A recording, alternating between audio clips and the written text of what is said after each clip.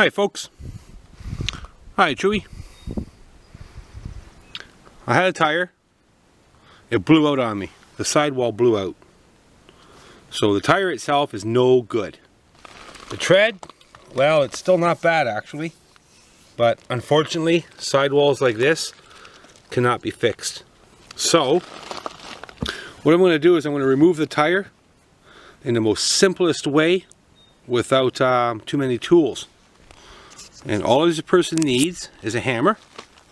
I would recommend a heavier hammer than the lighter type hammers. The lighter hammers work. The reason why I would recommend a heavier hammer is because the impact on what you're going to hit is just that much more solid.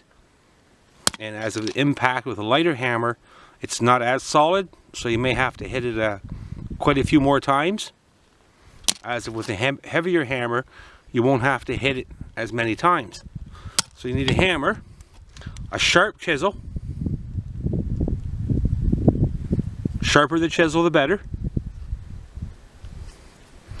A sharp knife, either a utility type knife or a pocket type knife, but it needs to be sharp. The sharper the better. And again, with any sharp object, you always want to be careful not to cut yourself, because cutting yourself is just not good.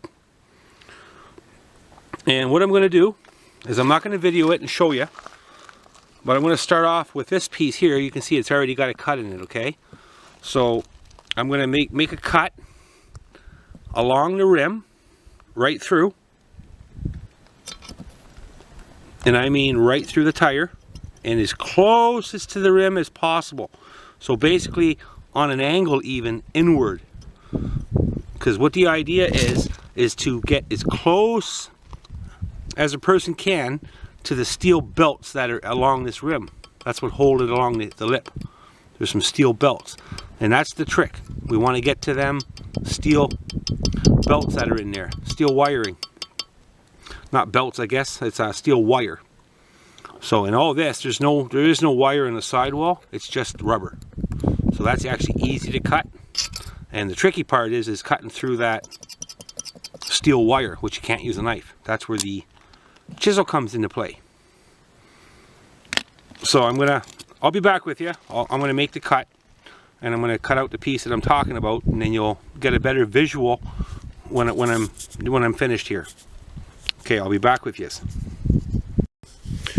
Okay, you can see the chunk I removed. Now I went ahead and I did it prior to show everybody, but you can see this is the edge where the rim was, and how close I went to the rim with the knife to cut away. And the reason why I did that is because all that steel wire right here, that's what you have to break with a chisel or a very sharp object. The sharper the object, the better. You don't have to cut around the whole tire like I just did here. I'm doing this for another reason. And then once you cut that pile of wire in there that holds it up against the rim, it just breaks apart like that, and it separates itself away from the rim, and it's easily removed away. Tire comes off, and you do the same thing to the other side.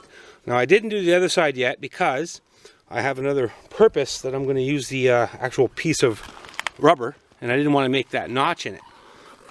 So this is what I did. I ended up cutting that right off, just like that. You can see. Now that ain't much good for anything, but who knows, maybe it is.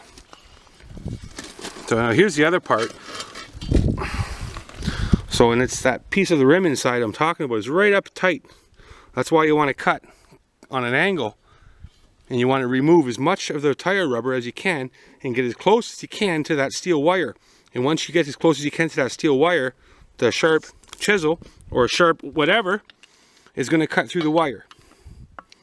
Now I want to save this piece here, so I'm not going to actually remove a chunk out of it.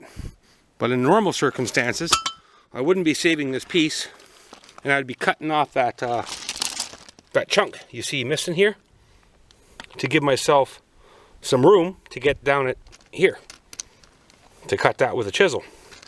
And it's that simple. It's that simple. It don't take long at all. You can work at it slowly. There's just about zero danger in it. The only thing is that you can't reuse the tire afterwards. So if you want to reuse the tire, then this method here is no good. You want to do a different method where you can reuse the tire.